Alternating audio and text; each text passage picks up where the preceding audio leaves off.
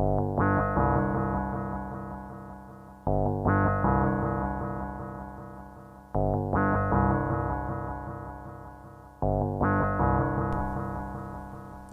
Dr. Vanessa Sinclair, and this is Rendering Unconscious. My guest today is artist and visual anthropologist Ethan Clarke.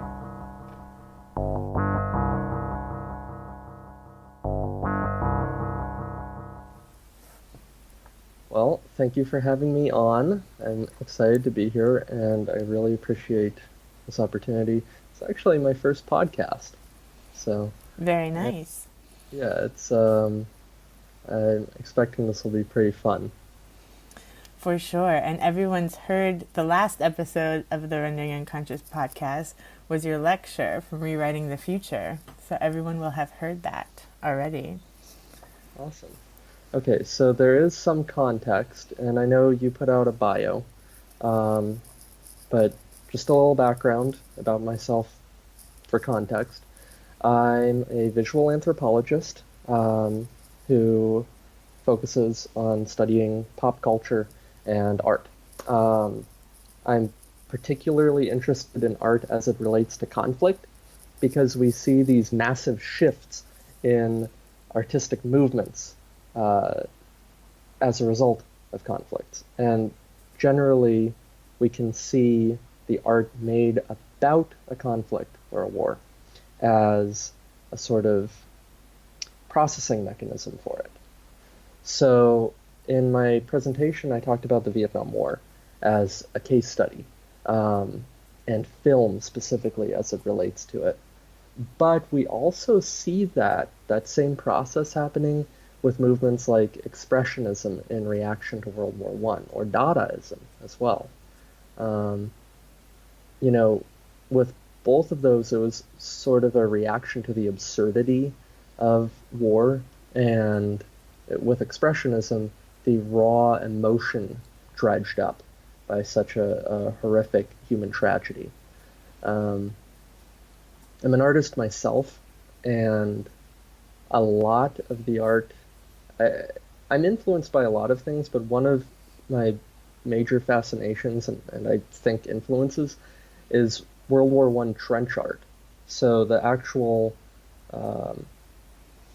physical art that was produced in the trenches during World War I, because it's very raw, it's very impactful, it's not censored. And you see that with a lot of street art produced in the Middle East now, murals and that kind of thing. And not just there, you see that in other revolutions and wars too. So anyway, that's just a sort of narrative thread that I'm branching off of. I didn't even know that there was art produced in the trenches. Yeah, absolutely. I mean, it was, you have millions and millions of men going out to war and being drafted or volunteering, and a lot of them were artists. Either they were professional artists beforehand, or they were amateur artists who did passion projects. And a great many of them actually started in the trenches. But it wasn't just visual artists, it was poets, it was writers, and filmmakers as well. In fact, it's kind of interesting to think about going back to the history of war and film. These early photographers and videographers going out into battle. I mean, ostensibly as documentarians, but at that level, when these mediums were so early, it's definitely through an artistic lens. I'm not sure, did you see Peter Jackson's new project, They Shall Not Grow Old? Mm-mm. So it's a it's a loosely narrative film, but what he did, well, was team did, orchestrated the project. Wasn't him doing it all solo, but it uses footage and art from World War One, and he and his team went through and compiled it into a cohesive structure. And then they restored all of it. So they recolored everything. Well, I won't say recolored because most of these weren't in color to begin with. They were either a sort of sepia tone or black and white. They colorized everything. And they also went ahead and added audio. And a lot of this was dubbed over. I don't think any of it was original audio because they just didn't have that. But they brought in choruses to sing, It's a Long Way to Tipperary, and they brought in voice actors who matched the regiments that a lot of these young men came from. The focus was on England because Peter Jackson is English, and it was in conjunction with a British Preservation Society. I actually think it was in conjunction with the British government. But they managed to track down where these people would have been from, and they had speech analysts come in, lip reading analysts come in and say, oh, this is what he's saying. And they matched, if somebody would have been from Leeds or Lancaster, they got a voice actor with that accent to do them. So it was a really, really impressive feat of cinematography and filmmaking, but also it was a really immersive experience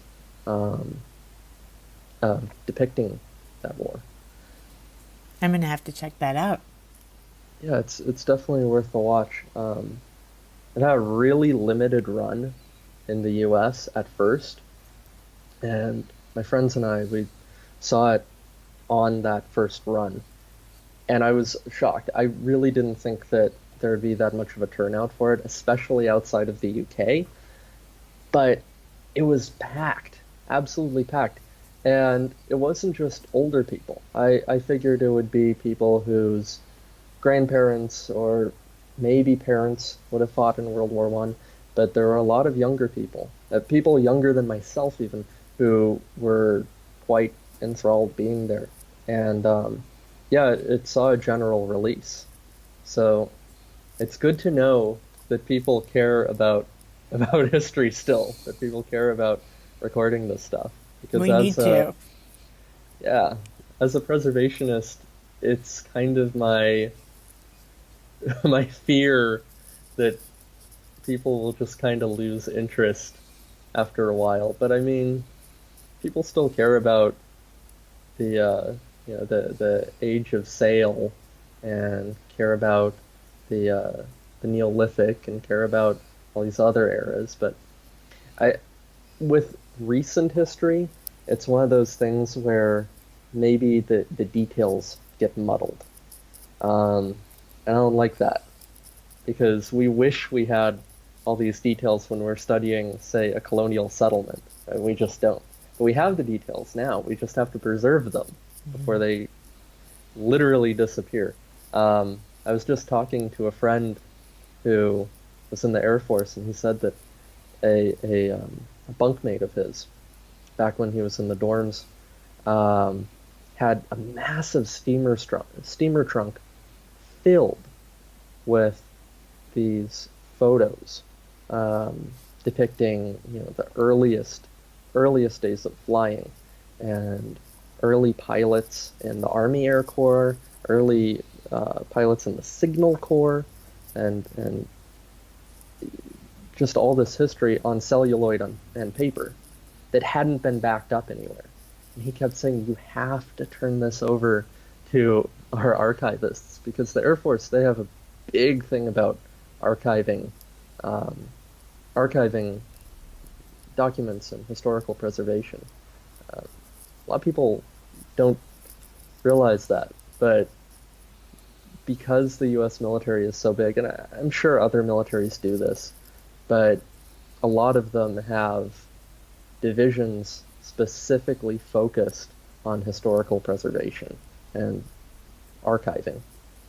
I'm not sure if he ever turned it over, but I wish he did, because with a lot of these documents, that's the story. It's my grandfather passed this on to me, and sing in a box, and I appreciate it, but I don't want to turn it over because I might not ever get it back. Yeah. How did you get interested in this kind of niche in the first place? You know, been thinking about that a lot lately, because a friend of mine, we were drawing a couple days ago, and he asked me the same thing. And I think it would be better to say what he thinks was the cause and what I think is the cause. 'Cause he knows me really well. And sometimes an outside observer is better than an inside observer. And his reasoning was, it seems like my interest is mostly in how can we learn from these tragedies? How can we prevent future conflict by understanding the conflicts of our past? And I think that's about it. A lot of my close relatives were in the military. So there's definitely a normalization there. And I think as an American, you have to be aware of that too, because we have a very militarized culture. I remember we spoke in the past, and you said that after spending an extended period of time outside the US, you realize just how inculcated our culture is with war and with the military. And of course, the majority of what they do isn't war, but that's their stated purpose. So I think maybe on a subconscious level, I was aware of that abnormality in American culture early on. And I was just fascinated by, why is this? Why is it that we've fetishized this other world? It's a little separate, a little disconnected from our reality, especially now. It wasn't as disconnected 60 years ago, 70 years ago. But it is now. Through modernity, we've become less connected to violence and to conflict, but it still comes up in these spots. Because when we were, when we were on the frontier or in the savannas of Africa, I mean, we can go back to before we were even Homo sapiens, to what Homo erectus and Homo habilis were experiencing. Life is hard. Life is very brutal. There's that classic sort of tagline, life is suffering, with Buddhism. And what that means isn't that the be-all and end-all of existence should be to suffer. What it means is we should appreciate every step that we have away from the abject suffering of being alone in the woods with no clothes, with no one around you, having to chase down frogs to eat them, because that's life in its realist form. Humans are animals, and that's what animals deal with. But we've become separate from that through modernity. There's been a steady separation from the brutality of life. You're not watching your kids get eaten by jaguars anymore. Okay, great. You're not, you're not having to go to war with other humans over basic resources anymore. Great. You're now creating militaries to do the fighting. A further separation. You're now not even gutting fish or cleaning deer. You're just buying your meat from the store. You're not seeing people get into fights. You know, in the 1800s, you had people, well, you still have this, people shooting each other over petty things. But it was a lot more, and that's an interesting sort of difference, too, because it's become a lot more sanitized. In, you know, the south of Chicago, or around Lincoln Park in Baltimore, people get shot over pocket money. And memorials go up to them, their families grieve, but we don't see the body. We don't know who embalmed them or cremated them. Whereas in the 1850s, if somebody got shot over pocket money, which was equally common, their family would sit with the body. There might be a open casket funeral where everyone would come and mourn the body, and you still have that to an extent. But maybe it's a product of mass communication, because we hear about people dying that we would have never known, and that depersonalizes them. But we've grown further from that natural state. And I think on the whole, that's kind of a good thing, because that's a very brutal world. And from a humanitarian perspective, it's great that people aren't experiencing, you know, abject horror on a constant level to a lesser degree. But people still do. People in developing nations do. And people in conflict zones do. And as a first worlder, those conflict zones are where it's most familiar to us, because we talk to people who've been to them, who've been there, and come back to our cushioned, separated first world.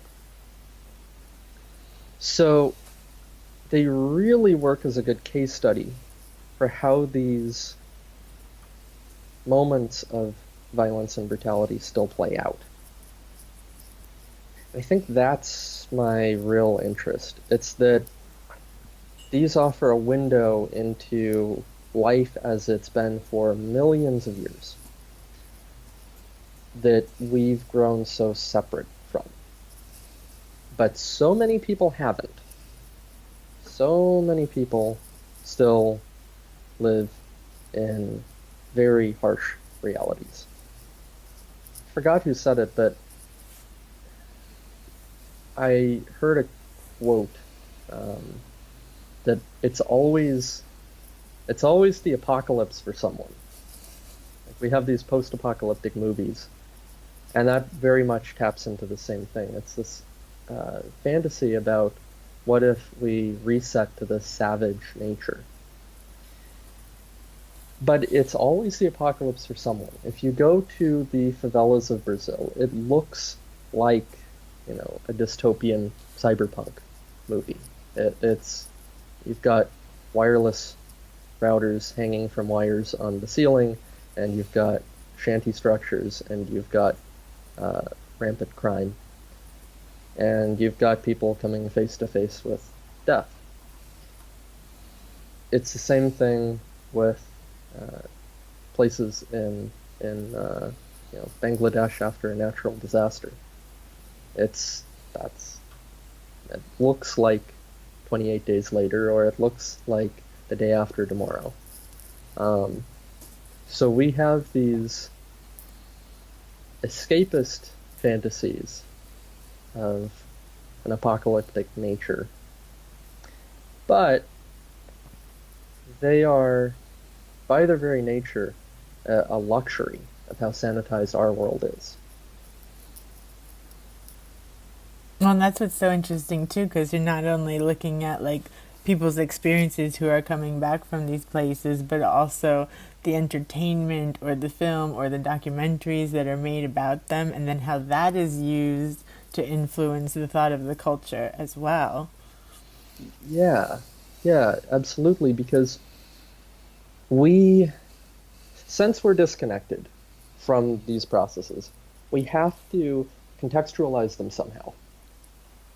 And that's where art fits in. We use art to make sense of big things, boil them down into something that can be digested on a screen, or digested on a canvas, or digested in a sculpture, among other things.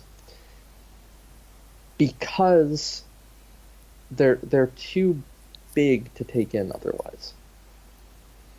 And that's not to say that it's impossible to grasp like the experience of a soldier at war, but it kind of is. I mean, it's impossible to grasp the the feeling of having surgery on your toe unless you've had it, and that's not to minimize it. It's just to say that experiences are only truly experienced by the ones experiencing them, which is, a pretty sensible thing, I think. But art comes in and processes those experiences into something that everyone can understand on a certain level. It makes experiences relatable. And getting, a bit more focused, that's where films come in. Films offer such a little narrative slice of a structured reality that helps us understand the unstructured reality. And they never quite do it genuinely. There's always some degree of distortion there. That's to be expected. But they help people come to grips with what other people are experiencing that they empathetically want to resonate with, but can't because they weren't there. And, sometimes it misses the mark. Like, in Vietnam films, you have the stereotype of the crazy GI, this crazy vet who's been so scarred by his experience that he's basically a ticking time bomb. Now, statistically, that wasn't the case. Most vets did not have mental health issues after war. A lot of them did. About a quarter of them did, which is a big number. But it wasn't everyone. And on top of that, a lot of them were quite happy to have participated in the Vietnam War. But the U.S. wasn't. The U.S. had this cultural shift where they said, we're not happy that we went into this conflict. So they created this sort of gestalt of the scarred veteran to basically become something onto which we, the American people, would project our fears and insecurities and scars about letting this war happen and letting men go off to and die and letting innumerable civilians die. It was more a reflection on the people consuming the media than the people depicted in it. I think that's always the case. I mean, if you look at old Western films, they always depict, this very simplified conflict between cowboys and Indians. It's always really cut and dry for the most part. Of course, you have a lot of explorations of the noble savage trope thrown in there, but for the most part, there's good guys and bad guys. Or later, there's black hats and white hats. There's the good cowboys who work for the sheriff, and the bad cowboys who work for the land grabber who is trying to set up oil fields or buy up everyone's cattle. Of course, a lot of those films came out in the late 60s, early 70s, when corporatization was a real fear for the American people, where you had the government seizing people's homes to build highways, and you had corporations buying up land en masse, buying up farms. So it was a reflection of that. And those earlier films were, of course, a reflection of wanting to kind of whitewash over tragic history. It's a whole lot easier to say there's cowboys and Indians, good guys and bad guys, versus there were settlers who were starving and didn't know what they were getting into, who came in contact with a culture that they didn't understand, but was familiar with them, who was also very upset about their land being taken, and the settlers felt they were entitled to their land, and the Native Americans felt that they had every right to their land, and they butted heads until conflict came, and then the military came in to orchestrate a grand-scale ethnic cleansing. That's a lot harder to condense into a film. But we have seen that recently, relatively recently. Starting in like the, let's say, early 90s, you started seeing films depict that more. And of course, those were coping mechanisms for us as Americans, sort of coming to terms with a collective history. And you tend to see that with most movies. It's really interesting now to see the media coming out regarding the wars in Iraq and Afghanistan. It followed a similar pattern to a lot of the Vietnam War films. And I think that's because the Vietnam War became so emblematic of a conflict in a foreign land against an insurgent group where we're in sort of a stalemate. And we gain ground, but then we lose ground. The population is with us, but they're against us. And it became sort of an allegory. You hear about every country's Vietnam. Malaysia was Britain's Vietnam. Algeria was France's Vietnam, right? And Afghanistan was Russia's Vietnam.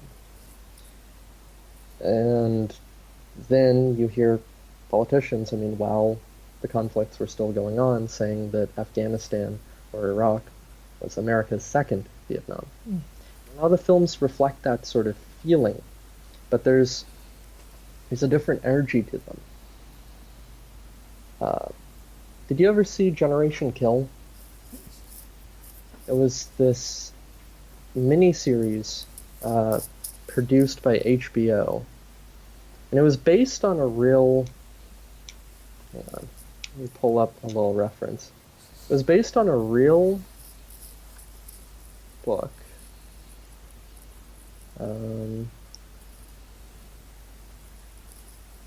By Evan Wright, who was an embedded reporter with the Marine Corps 1st Reconnaissance Battalion. It was in 2003, and it depicted it depicted the trials and tribulations of I think it focused on one platoon. Um, but, oh, hang on. Share screen. There we go. So, focused on this one platoon of Marines going through Iraq, and it felt a lot like Apocalypse Now. Because you have this increasingly sort of hopeless struggle and increasing apathy within the fighting force that we're watching. But it had the distinct difference of being a far more monotonous war. And that's something you hear a lot about from veterans about the wars in Iraq and Afghanistan. That seems to be the sort of narrative that's forming there, that there is a lot of hurry up and wait. But what's weird is that's true of every war. It's just being focused on more now. And I don't quite know why that is. But I have some suspicions. You know, a prevailing narrative regarding Iraq and Afghanistan is that they were pointless, right? There are these pointless conflicts.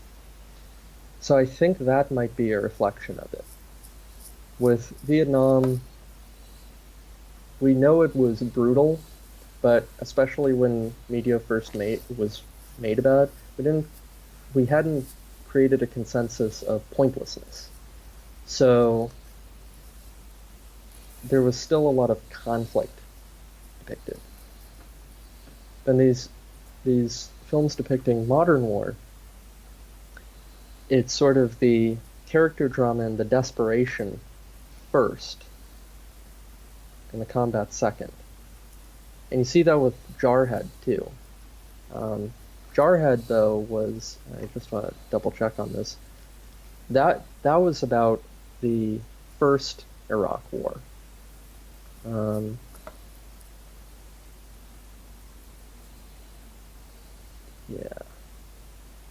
Yeah. But it's a similar sort of feeling that you're just kind of there.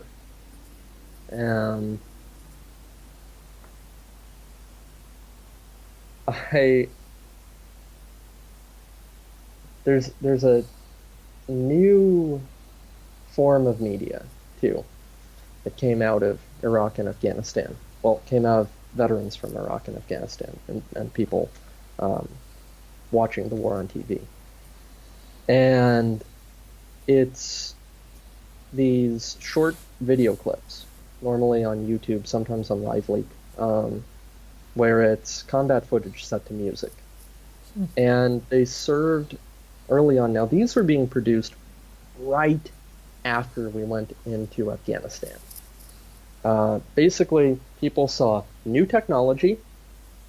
You had video sharing. Now, YouTube wasn't available until, I want to say, 2006, around there.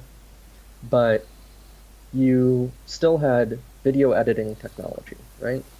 And you could still sort of spread these short videos set to music really fast. So they put out a plethora of these short clips, and they would show, bomber crews dropping bombs. They would show people in tanks. They would show, it was very jingoistic, and it would always be set to really like aggro metal, like you would have it set to Slayer, or you would have it set to dope. There's a lot of new metal, because that was the genre du jour for metal at the time. But a lot of new metal, a lot of thrash metal, and a lot of combat footage. But I recently saw a video by a channel on YouTube called War Aesthetics, and I believe this guy is a Canadian serviceman, and he makes these vaporwave retro videos in this format, but they're not so much propaganda pieces. And that's not to say that in their own right these earlier videos weren't art. They just were art with a purpose of spreading propaganda. And propaganda isn't necessarily a bad thing. It's kind of become a bad word, but it's spreading your specific ideology through art or through a marketing campaign of sorts. It's a neutral thing. But these were propaganda. This, though, is much more introspective art.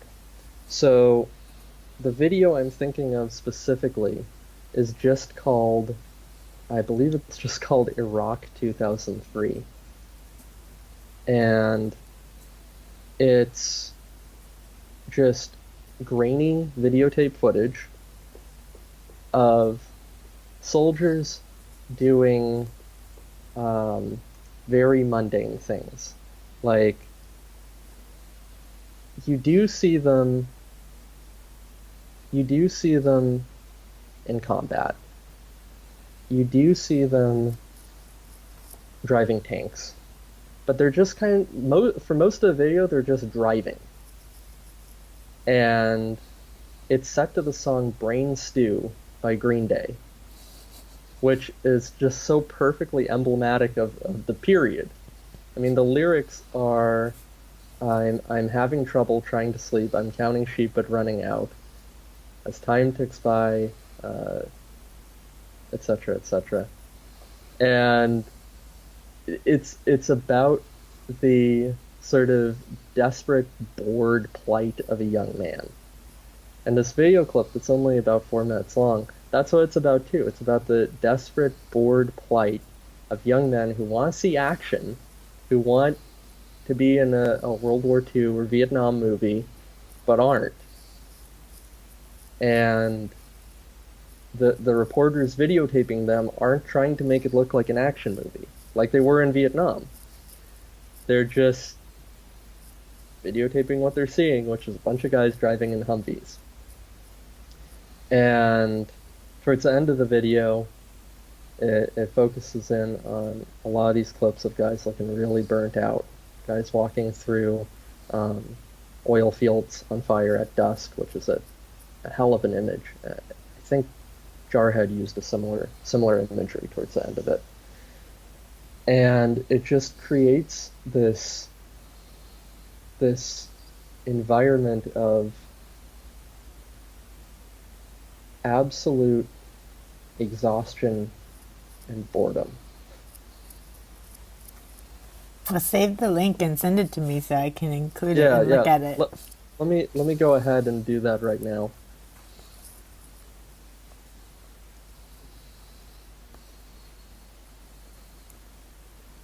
Oh no, it's just called 2003.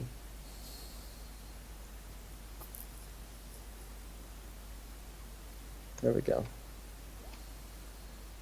But yeah, this guy, he did a lot of other interesting little video clips in the same style, where he took the genre of these jingoistic war footage clips, and he made them not jingoistic. But there's still an element of authenticity to it because he's an active duty serviceman. but it reflects such a massive cultural shift in how we view conflict versus how we viewed it in 2000. We've just become so much more jaded to it. So, getting back to something I said earlier regarding us becoming disconnected from conflict. I think we've started to become a little bit more connected with it. Not with brutality. I think, let me put it this way. I think the average person, the average first worlder, I'm going to be very specific here, the average first worlder would be far more shocked and disgusted by seeing a dead human being now than they would have been in 1900. However, I think they'd also be far more apathetic and far more dismissive and uncaring of hearing about somebody getting shot than somebody from 1900. So we've become far more comfortable with sanitized violence. Mm-hmm.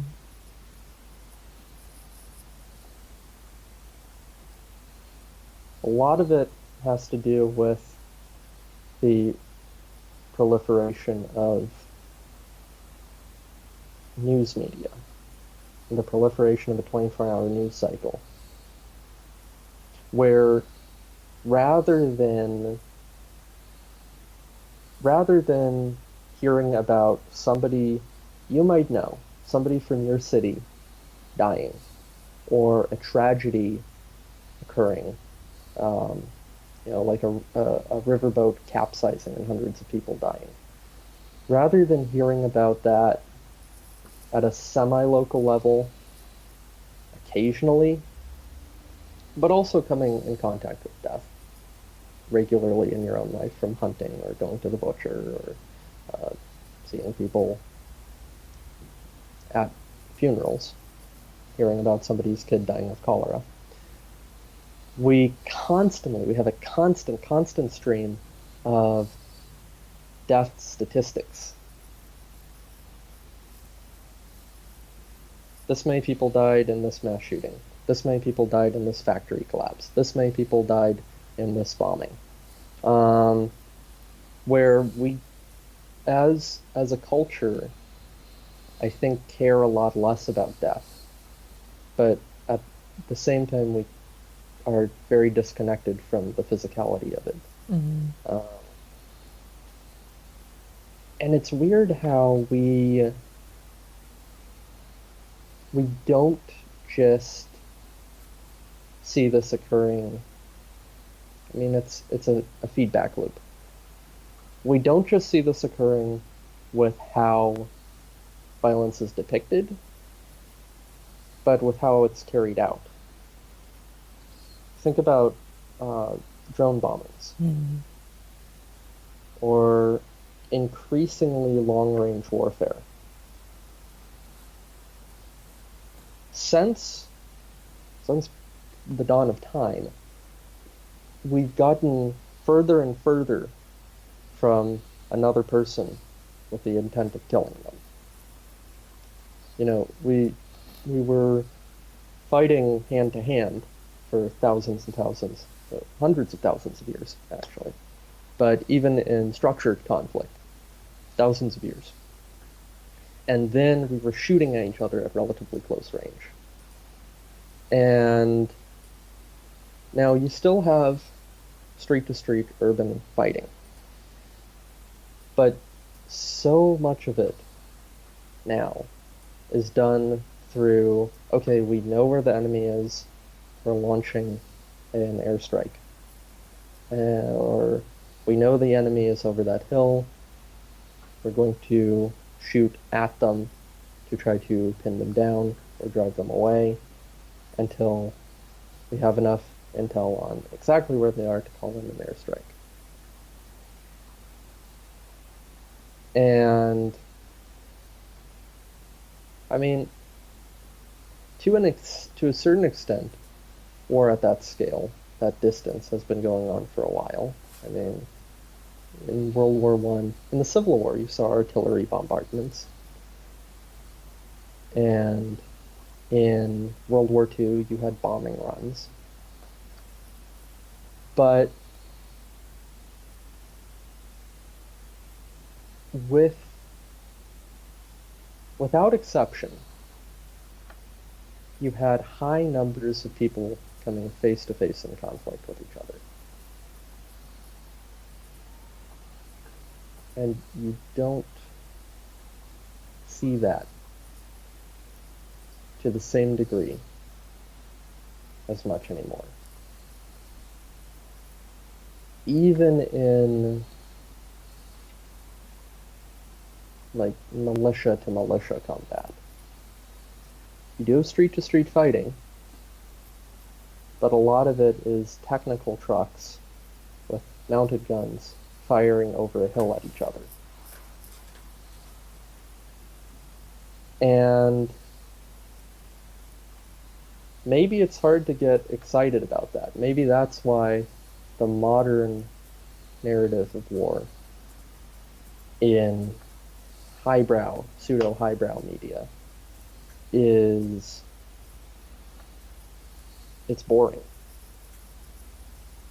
You push a button and somebody dies. Yeah,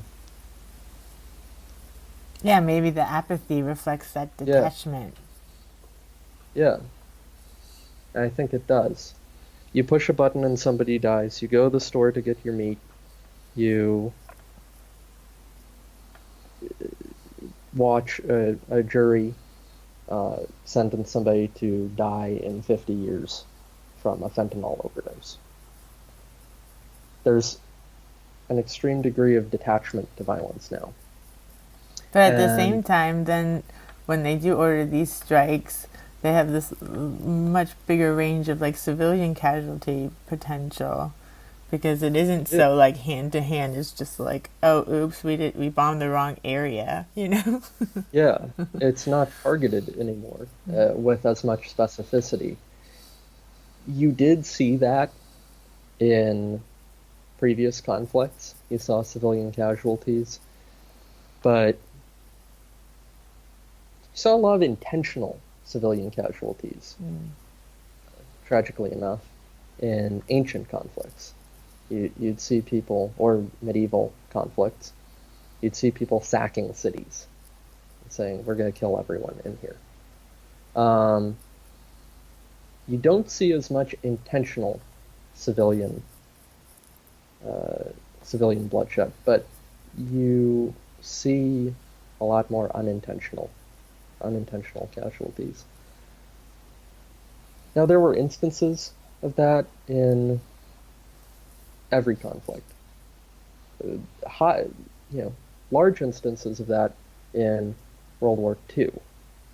You had the Germans bombing the absolute hell out of England, and you had the U.S. firebombing Dresden, and you had the nuclear bombs being dropped on Hiroshima and Nagasaki. But in all those cases, you were dealing with sort of acceptable civilian losses, where it was kind of factored in, which is pretty horrific in its own right. That somebody, 200,000 miles away could say, "Well, you don't matter that much, so you're going to die to weaken the nation you happen to be associated with."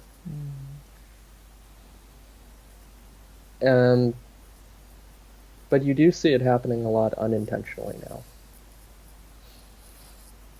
and that sort of is a new level of detachment and apathy. This is a little bit off topic, but kind of related. But did you see Chernobyl? I didn't. Everyone asks me that Oh, you have because to I'm watch it. really, really interested in the Cold War, and I'm really interested in Soviet states, and I'm interested in Chernobyl itself. I've read a lot about it, um, but I haven't seen the series because I just haven't had time. And I would love to. It sometimes is a bit hard for me to watch like miniseries.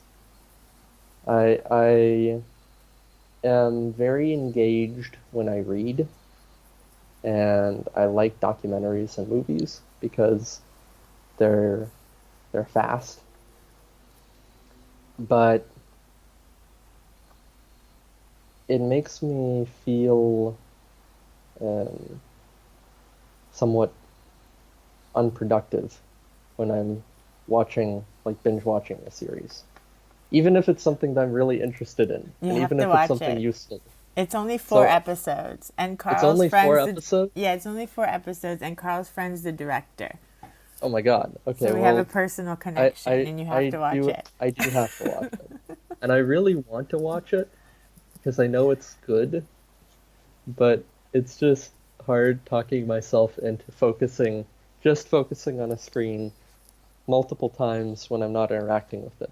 I love gaming, but there I get the satisfaction of interacting with the screen.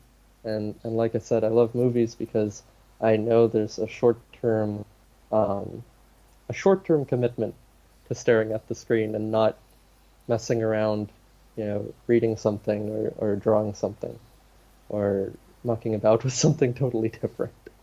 Yeah, Um, tell us more about your art. so yeah, I mean, my art is I'm an illustrator. So I draw pretty much anything. You can find my artwork at Lucid Pixel Consulting. That's my official Instagram page, and it's fairly new. Um, I've had the sort of Lucid Pixel brand for a while. That was my personal Instagram account, but I decided to convert over to a public profile because I said, you know, I put a lot of effort into this. I may as well put it out there. Mm-hmm. May as well put out what I've got.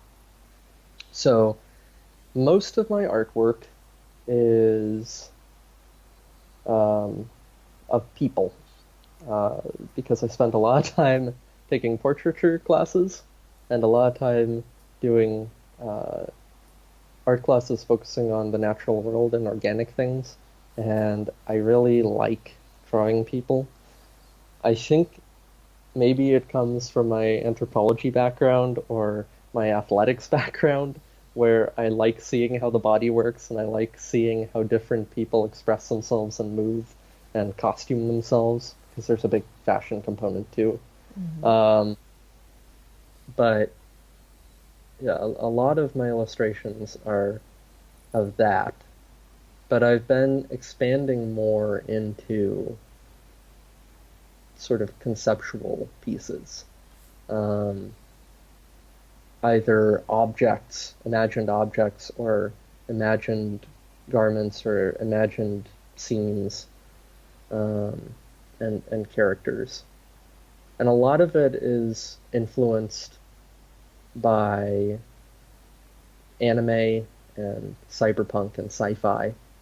Um, and a lot of it is also influenced by expressionism and like I said, sort of trench art, and also street art and graffiti art.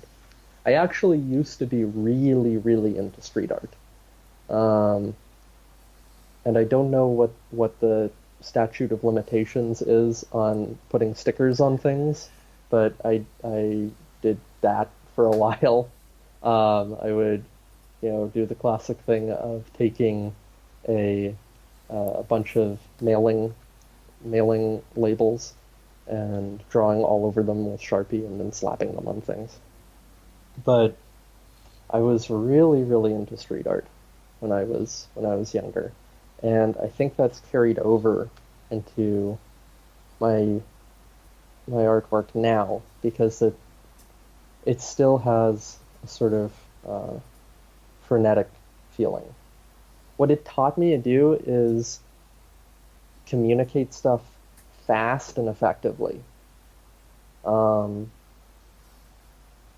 Because with street art, you have to be able to either set it up fast or create it from scratch fast, relatively fast. You can't spend 9 hours on something. Yeah, don't hesitate. Yeah. So it taught me to embrace being aggressive in my process and being, decisive in my process. One of my early art teachers, he said to me, if you can keep up this pace of productivity, you can do this professionally. And I didn't for a while. But I'm trying to now. So what are you working on now? What are your plans for the future, or anything else that you want to make sure to mention? So right now, I am doing freelance writing work for content writing and for copywriting and any sort of other writing work that anyone might need done. I also do editing and writing tutoring. So contact me either contact me through my Instagram at Lucid Pixel Consulting for that. Right now, as far as a career move goes, I am very interested in museum work. I've always wanted to work at a museum or gallery, and I have yet to. I have worked as an intern in a bone archive and collection, which was really, really fun. But other than that, I haven't gotten a chance to work in a gallery or museum environment, and I really, really want to. So if anyone is in Southern California listening and has a job opening at a museum or gallery, I am available and actively looking. And I can vouch for him. Thanks. I appreciate that. I have a pretty heavy mix of anthro and art and design background, plus a lot of sales experience and sort of public relations experience and some of my previous less glamorous academic work. So if you need somebody to help with donor funds or help with curation, I could do either. I'd be happy to be in that environment. So that's my career move. And otherwise, I'm pretty focused on art and freelance consulting and freelance writing and fitness. I've been very, very into weightlifting and taekwondo, and I don't think that's going anywhere. So that's pretty much where I'm at developmentally. Great. Well, it's been really fun talking to you. Yeah. Thank you for having me on. I really, really enjoyed this. It was fun being able to get some of these ideas out into the ether. And if you want to follow my work, you know where to find it. Yeah, I'll put all the links in the text. And after you watch Chernobyl, we'll have you back on because I want to hear what you think about it. Awesome. Okay, so I have work then. I'll look into it, and 4 episodes shouldn't be hard to bang out. It's Thanks. worth it.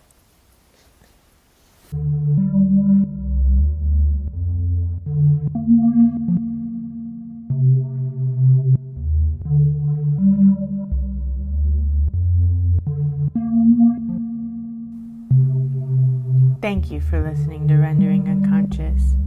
You've just heard a discussion with artist and visual anthropologist Ethan Clarke. For more, you can find him at Lucid Pixel Consulting.